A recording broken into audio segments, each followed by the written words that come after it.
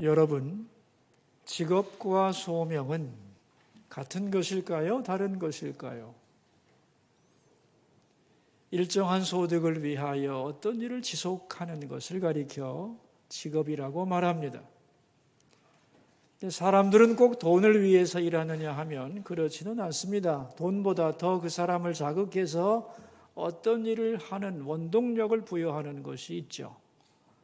예를 들면 그 일을 할 수 있도록 동기를 부여한다든가, 혹은 그 일을 하면서 보람과 행복을 느끼게 한다든가, 또한 그 일을 하면서 삶의 궁극적인 의미를 찾게 되는 일이 있죠. 이런 것을 가리켜서 소명이라고 합니다. 소명을 영어로는 vocation, 다른 말로는 calling이라고도 하죠. 부르심을 받았다는 뜻입니다. 그러니까 하나님이 우리 각자에게 각자를 부르셔서 맡겨주신 일, 그것을 가리켜 소명이라고 하는 겁니다. 역사적으로 보면 천주교는 직업과 소명을 완전히 다른 것으로 그렇게 생각을 했습니다. 소명은 영적인 것이고 성스러운 것이고, 직업은 육적인 것이고 세속적인 것이다. 그래서 사람을 두 종류로 구분했습니다. 소명을 받은 거룩한 사람과 소명을 받지 못한 세속적인 인간으로. 그래서 신부와 수녀 같은 종교인들은 소명을 받았고, 기타 세상의 직업을 가지고 있는 사람들은 소명을 받지 못한 사람이라고 생각을 했던 겁니다. 자, 여기서 어떤 결과가 왔느냐 하면은 사람을 영적으로 계급을 나눈 거죠. 기독교는 여기에 반발해서 소명과 직업을 같은 것으로 보았습니다. 사람은 누구나 자기 일을 통하여 하나님께 영광을 돌릴 수 있는 것이다. 즉, 직업 자체를 종교적인 의미를 가진 것으로 보았던 겁니다. 그리고 직업에서의 성공을 소명의 완성으로 생각을 했습니다. 누구든지 자기 직업을 열심히 최선을 다해서 성공하면 그 사람은 소명을 완수한 것이다. 이런 주장을 폈던 것이죠. 결국은 소명을 세속화한 것입니다. 자, 여러분, 그럼 이제 질문을 한번 해보죠. 천주교의 입장과 기독교의 입장, 직업과 소명은 완전 다르다, 아니다, 똑같다. 둘 중에서 어느 입장이 맞는 것일까요? 둘 다 틀렸습니다. 왜냐하면 소명이란 어떤 특정한 사람만이 받는 것이 아니라 모든 사람에게 주어진 것이기 때문입니다. 그러니까 우리 모두에게는 하나님이 맡기신 소명이 있는 거죠. 그러니까 직장이 없는 실업자는 있어도 소명이 없는 사람은 없는 거죠. 또한 은퇴를 했다고 해서 소명이 사라지느냐? 그런 것은 아닙니다. 소명이란 일생 동안 지속되는 과제이기 때문입니다. 그래서 요한 웨슬레 목사님은 이런 말을 했죠. 사명이 다하는 한, 다하지 않는 한 나는 죽지 않는다. 그러니까 사명이 다해야만 그 사람은 죽는다는 말이죠. 자, 그렇다면 이제 직업과 소명의 관계는 어떤 관계냐 하면은 이걸 설명하기 위해서 소명을 둘로 나눕니다. 먼저는 1차적 소명, 다른 말로는 근본적인 소명이라는 말이 있습니다. 그 다음에는 이 1차적인 소명을 이루기 위해서 우리가 주어진 일을 하는 소위 말하는 직업을 2차적 소명, 부수적인 소명이라고 부르는 겁니다. 그럼 왜 소명을 둘로 나누느냐 하면은 어느 것 하나도 버릴 수 없고 두 가지를 함께 붙들어야 된다는 뜻이고, 또 하나는 그 순서를 절대로 바꾸면 안 된다는 거죠. 다시 말하면 근본적인 것이 부수적인 것보다 언제나 선행되고 강조되어야만 한다는 말입니다. 그러니까 직업은 굉장히 소중한 것이지만은 소명은 직업을 넘어서는 것입니다. 여러분, 이런 말 들어보셨죠? 나는 이만하면 성공했는데, 돈도 많이 벌었는데, 출세했는데 왜 이렇게 내 마음은 공허하지? 왜 이렇게 허무하지? 왜 내게는 만족감이 없는가? 이런 고민을 하는 분들이 굉장히 많습니다. 그 이유가 뭘까요? 직업에서는 성공을 했는데 더 큰 것, 소명의 부분은 이루지 못했기 때문이지. 반면에 예수님은 십자가에 죽으시면서 마지막에 뭐라고 했느냐? 다 이루었다고 고백을 했습니다. 아니, 젊은 나이에 십자가 형벌을 받는 분이 뭘 다 이루었다는 겁니까? 하나님이 그분에게 맡기신 위대한 소명, 십자가를 통한 인류 구원의 소명을 완성했다는 뜻이죠. 그러므로 여러분, 우리는 직업을 가지고 일하지만 언제나 이것보다 앞서는 하나님이 내게 맡기신 소명을 인식해야만 하는 겁니다. 바라기는 여러분 모두가 직업의 영역에서도 성공하시고 하나님이 여러분에게 기대하시는 소명을 완수하는 멋진 인생이 되기를 축원합니다. 오늘 본문의 배경은 보리떡 5개와 물고기 2마리를 가지고 5,000명을 먹인 사건입니다. 이걸 소위 오병이어의 기적이라고 하죠. 사람들은 이 오병이어의 기적을 보고 굉장히 놀랐습니다. 그래서 예수님을 왕으로 세우고 싶어 했어요. 그 말이 어디 나오냐면 요한복음 6장 15절인데 우리 같이 한번 찾아서 읽어보도록 합시다. 그러므로 예수께서 그들이 와서 자기를 억지로 붙들어 임금으로 삼으려는 줄 아시고 다시 혼자 산으로 떠나가시니라 그랬습니다. 사람들이 자기를 임금으로 삼으려는 걸 보고 예수님도 유혹을 받습니다. 십자가의 방법이 아닌 영광의 방법을 통하여 위대한 구원 사역을 이룰 수 없는가라고 하는 유혹을 받고 예수님은 이 마음을 치료하기 위해서 어떻게 했대요? 빨리 혼자 산으로 올라가서 기도를 하셨다고 나와 있습니다. 또한 예수님을 왕으로 삼으려고 하자 제자들도 세상의 출세에 대한 마음을 뺏겨버렸어요. 그래서 예수님은 제자들을 사람들과 떼어놓기 위해서 제자들을 재촉해서 빨리 바다 건너편 가버나움 쪽으로 가라고 그들을 재촉했습니다. 그래서 이제 제자들은 배를 타고 가다가 그날 밤 갈릴리 바다 한가운데서 큰 풍랑을 만나게 되고 거의 죽을 지경이 됐는데 예수님이 물 위로 걸어오셔서 그들을 구출하셨고 그러한 고난을 통하여 제자들의 마음속에 있던 세상에 대한 미련과 욕심이 다 사라지고 예수님이 어떤 분인가를 새롭게 경험하는 일이 밤에 발생했던 겁니다. 자, 오늘 본문은 이제 그 다음 날 있었던 사건입니다. 어제 헤어졌던 군중들은 다시 예수님을 만나고 싶었어요. 그래서 그들이 어디로 갔는가 하면 가버나움 해변 쪽으로 달려갔습니다. 가면서 그들은 예측을 했습니다. 가버나움 해변에는 배가 2척이 있을 것이다. 그리고 예수님이 거기 계실 거라고 생각했던 거예요. 왜냐하면 자기들이 보는 데서 예수님은 배 한 척을 몰아서 제자들을 태우고 빨리 가라고 그랬잖아요. 그리고 예수님은 산으로 올라가셨는데 이제 산기도가 끝난 다음에는 그 배를 타고 제자들이 있는 가버나움 쪽으로 올 것이라고 예상을 하고 가버나움 쪽에 갔더니만 웬걸? 해변에는 배가 한 대밖에 없는 거예요. 예수님도 안 보이고 그래서 안 오셨나 하고 다시 어디로 갔느냐? 처음 자리 벳세다 들녘에서 오병이어의 기적이 일어났잖아요. 벳세다까지 간 거예요. 가보니까 해변에 배가 한 척 있어요. 그래서 예수님이 계신가 하고 두루 찾아보았지만 발견하지 못하고 결국은 그 배를 타고 다시 가버나움으로 왔습니다. 자, 그럼 제가 묻겠습니다. 제자들은 몇 번 왔다 갔다 했죠?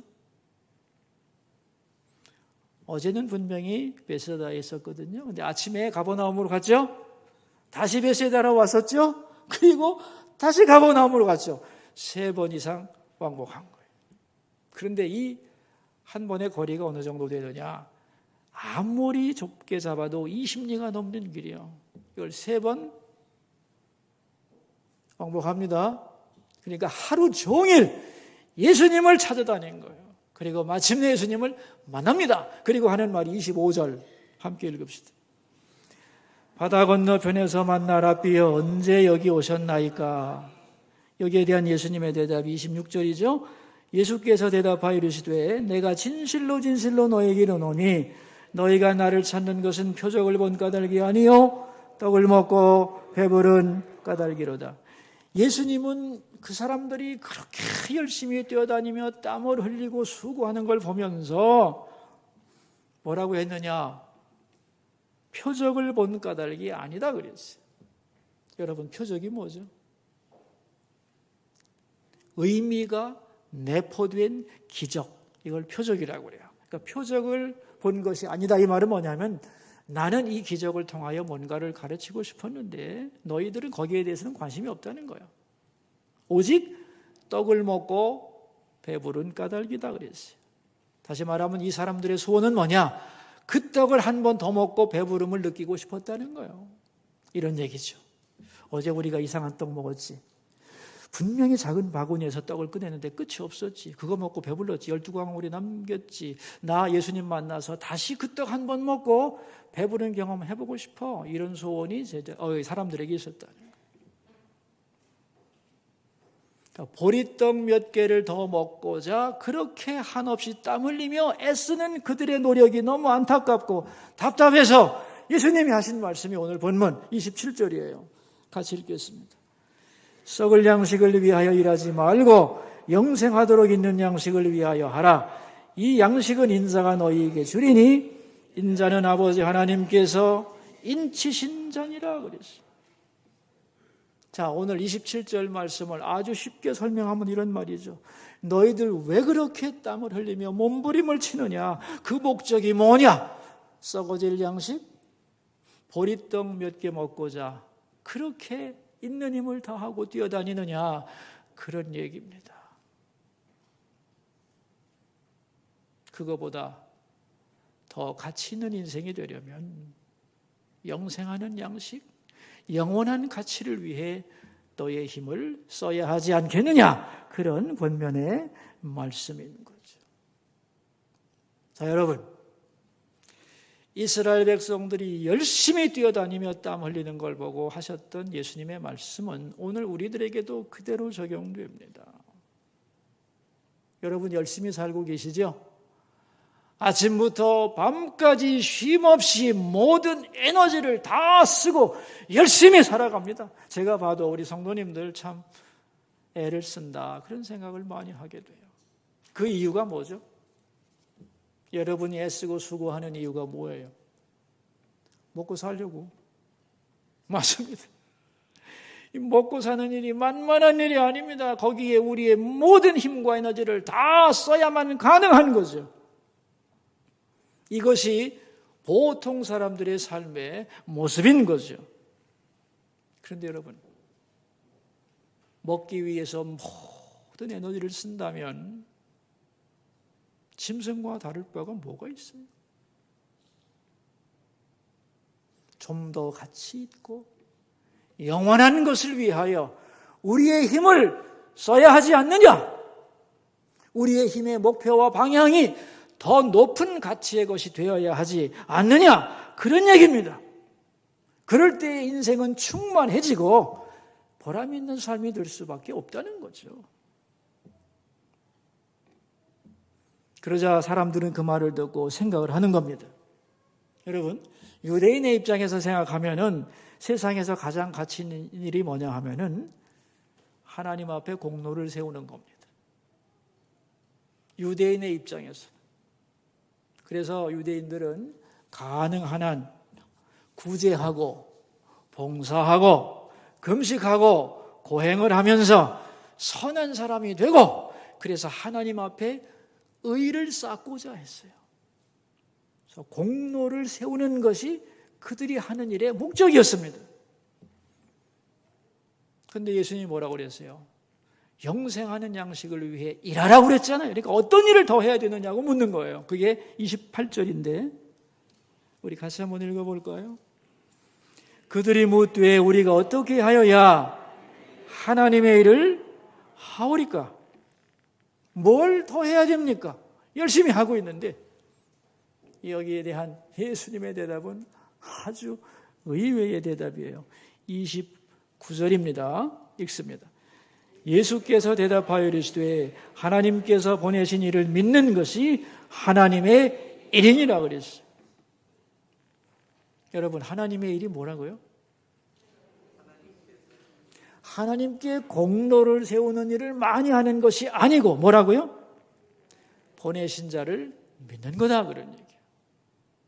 자, 우리식으로 말해 봅시다. 하나님을 위해서 우리가 무슨 일을 해야 되죠? 예수 잘 믿어. 예수 잘 믿어. 그게 하나님을 위해 할 수 있는 최고의 일이고 하나님이 너희들에게 가장 원하는 거다. 그런 뜻입니다. 그러자 사람들이 반문을 합니다. 30절과 31절인데 읽습니다. 그들이 묻되 그러면 우리가 보고 당신을 믿도록 행하시는 표적이 무엇이니까? 하시는 일이 무엇이니까?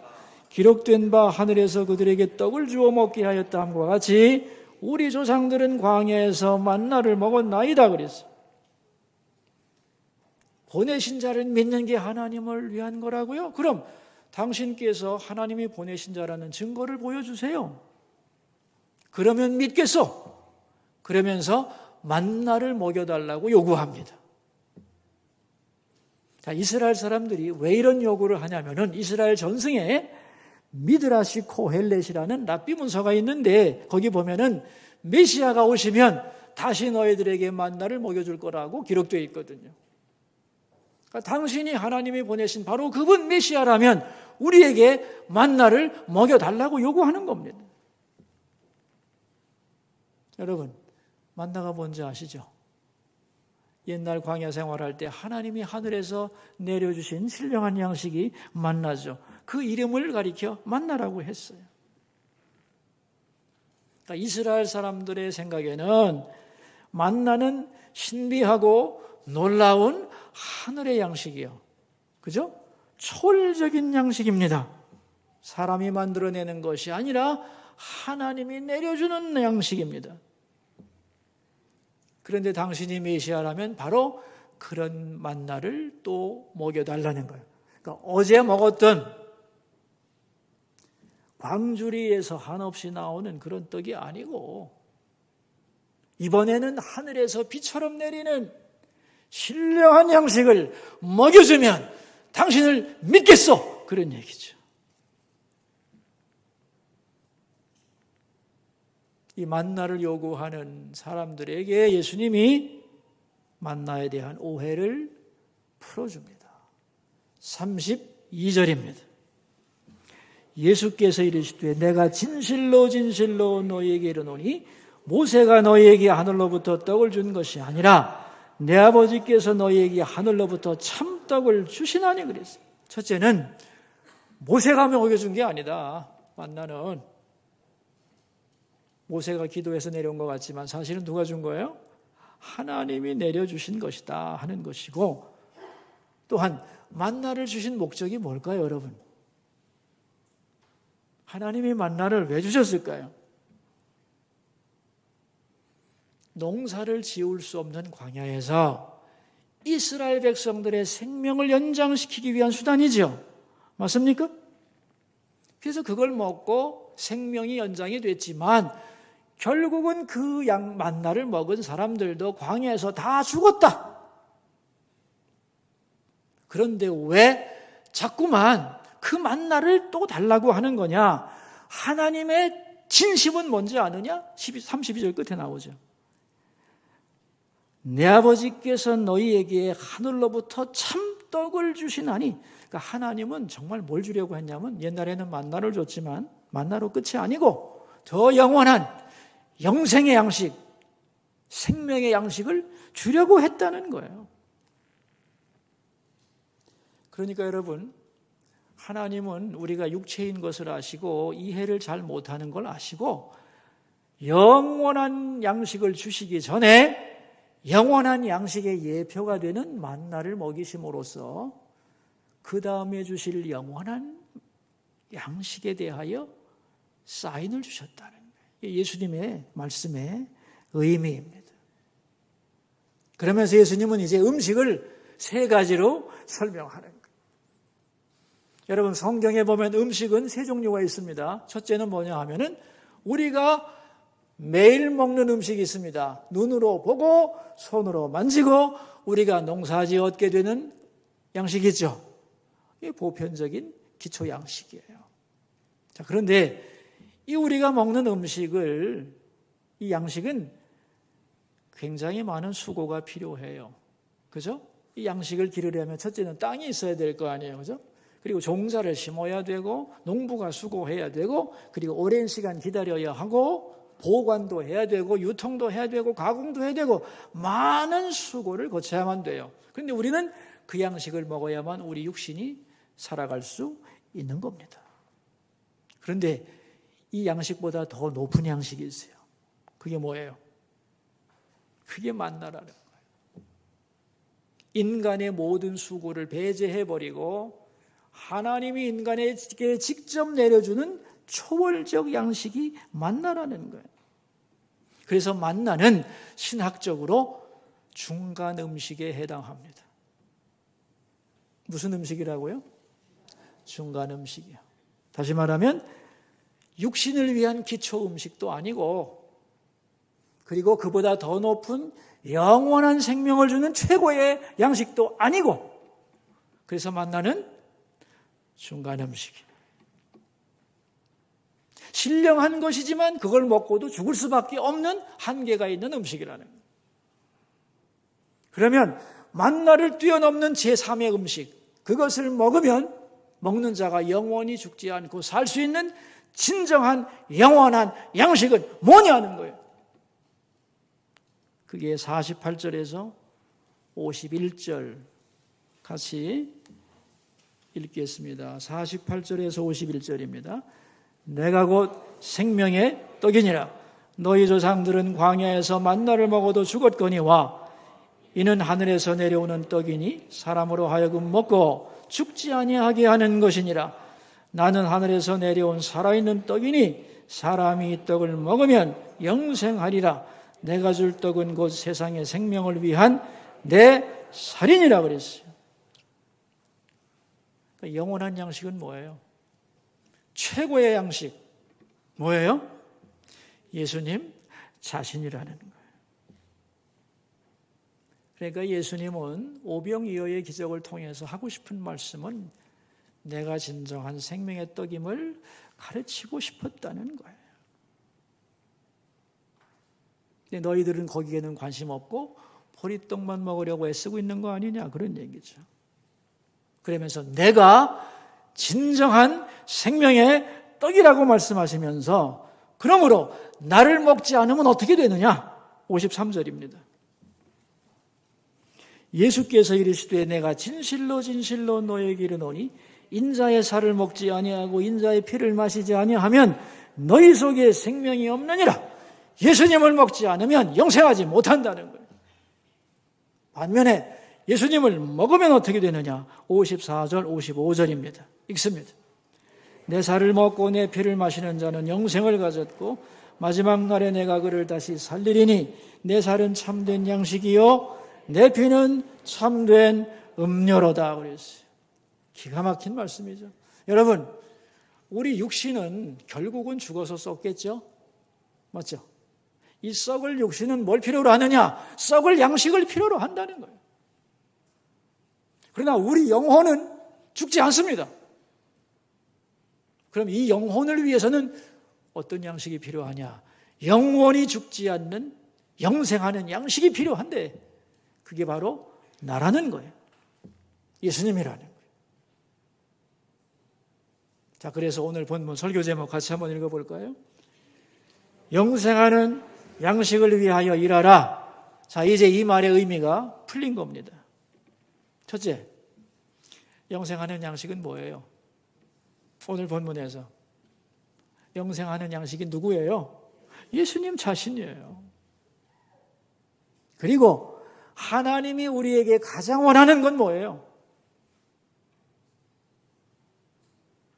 하나님이 우리에게 원하는 게 하나님의 일을 하라고 그랬으니까 뭐라고 하라고 그랬어요? 하나님의 일이 뭐냐고 물었을 때 예수님이 뭐라고 그랬어요?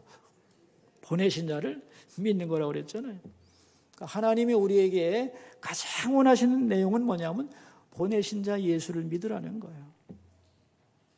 그러니까 내가 무엇을 많이 일을 하고 공로를 세우고 구제해서 하나님 앞에 의를 얻고 이게 중요한 게 아니라는 거예요. 이거는 다 교만한 생각이요. 하나님이 우리에게 원하는 건 뭐다? 보내신 자 예수를 믿는 것이에요. 그래서 인간의 최고의 소명은 예수님을 믿는 겁니다. 아멘? 이 하나님이 인간에게 가장 원하는 것이에요. 그러므로 예수님을 믿고 내가 먼저 예수님을 믿고 다른 사람들에게 예수님이 어떤 분인가를 전하고 예수님을 생각하면서 오늘 내게 맡겨주신 일을 최선을 다해 감당하는 것. 이것이 바로 영생하는 양식을 위하여 일한다는 의미가 되는 거예요.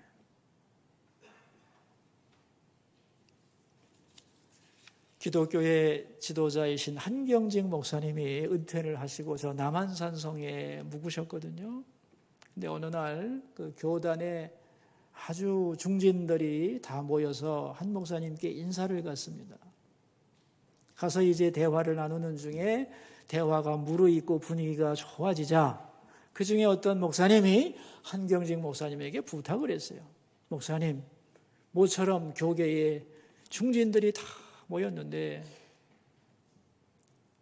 여기 있는 목사님들을 위해서 좋은 말 한 말씀 해 주십시오. 그렇게 부탁을 했어요. 그래서 한경직 목사님은 가만히 생각하시더니만 아주 간곡한 어조로 이렇게 말씀했습니다. 목사님들, 예수 잘 믿으세요. 끝. 그 한마디였어요. 거기에 있던 모든 목사님들이 아주 당황을 했습니다. 왜냐하면 다 내놓으라 하는 목사님들이 모였는데 원로의 한마디가 뭐였느냐? 예수 잘 믿어. 그 말이었던 거예요. 목회를 열심히 해라. 교회를 부흥시켜라. 선교를 많이 해라. 사회 참여 많이 해라. 이런 거 아니었어요. 단 한마디였다고요. 예수 잘 믿으라고. 왜 이런 말씀을 하셨을까, 여러분? 그게 제일 중요한 거니까. 아멘입니까? 예수 잘 믿으면 되는 겁니다. 이게 하나님이 우리에게 원하시는 것이고 우리의 소명이고, 많은 분들이 예수를 믿는다고 하면서도 잘 못 믿는 거예요. 엉터리로 믿고 형식적으로 믿고 그러는데 아닙니다. 예수 잘 믿는 거, 이게 소명입니다, 여러분. 그래서 우리의 소원이 뭐가 되어야 되느냐? 예수 한번 잘 믿고 싶다. 정말 나 예수님 제대로 믿고 살다 가고 싶다. 아멘? 이것이 우리의 소원이 되어야 할 줄로 믿습니다. 나머지는 다 따라오는 거예요, 여기에. 진실로 예수님만 잘 믿으면. 제가 잘 아는 장로님 한 분이 계시는데 그분은 이북에서 넘어와서 자수성가를 하신 분이에요. 그런데 평생 5명 이상의 대학생들에게 계속 장학금을 지급했어요. 그리고 수십 년 동안 개인적으로 선교사를 보냈어요. 교회도 여러 개 세웠어요. 근데 이분의 직업이 뭐냐 하면은 된장을 만드는 분이에요. 제가 그분을 만나가지고 이런 일을 하시게 된 계기가 있습니까? 하고 질문을 한 적이 있어요. 그랬더니 그분이 하는 말씀이 자기가 젊을 때에 성 프랜시스에 관한 책을 읽었다는 거예요. 성 프랜시스가 어떤 사람인지 아시죠? 그죠? 프랜시스 당시에 많은 교회와 귀족들이 욕심에 가득 차 있는 것을 보고 프랜시스는 환멸을 느낍니다. 썩을 양식에 집착하는, 말로는 영생하는 양식을 말하면서도, 말로는 공의를 말하면서도 결국은 썩을 양식에 집착하는 지도자들을 보면서 염증을 느낀 그는 자기의 모든 부귀를 버리고 가난과 결혼하기로 결심하고 집을 나서죠. 그래서 방랑하는 수도사가 되는 겁니다. 이걸 보고 감동을 받았는데 자기가 뭘 느꼈느냐? 부자도 자기의 소유를 다 내려놓는데 나는 원래 가진 것이 아무것도 없었다. 그런데 성경을 읽는 중에 요한복음 6장 27절을 읽다가 영생하는 양식을 위해 일하라는 말씀을 읽고 감동해서 자기 평생의 좌우명으로 삼았노라. 이 얘기를 해주는 거예요. 그리고 마지막 말이 감동적이었어요. 목사님, 제가 세상에 된장을 만들러 온 건 아니지 않습니까? 그 일을 통하여 하나님의 일을 하기 위해 온 거 아니겠습니까? 제가 그러면요 대답하면서 큰 감동을 받은 적이 있습니다. 여러분, 직장이란 소중한 것이고 거기서 열심히 일한다는 것은 대단히 가치 있는 일이죠. 바라기는 여러분 모두가 일터에서 성공하시기를 바라고 무엇보다도 하나님께서 나에게 맡겨주신 소명을 완성하는 멋진 인생을 사시기를 주의 이름으로 축원합니다. 기도하겠습니다. 우리 들은 말씀을 생각하면서 기도하며 주님 앞으로 나가겠습니다. 첫 번째 기도 제목입니다. 썩을 양식을 위해 살지 말고 영생하는 양식을 위해 살게 하소서. 기도하겠습니다. 여러분 목소리가 자기 귀에 들리도록 소리내서 기도합시다. 두 번째 기도 제목입니다. 7월에는 교회 안에 여름 성경학교와 수련회가 많습니다. 이걸 위해 기도해 주시기를 바랍니다. 살아계신 하나님, 우리에게 직업을 주시고 그 일을 잘 감당하게 해주시니 감사합니다. 바라기는 직장을 원하는 모든 성도들에게 일할 곳을 주시고 거기서 성실하게 최선을 다하는 사람들이 되게 하옵소서.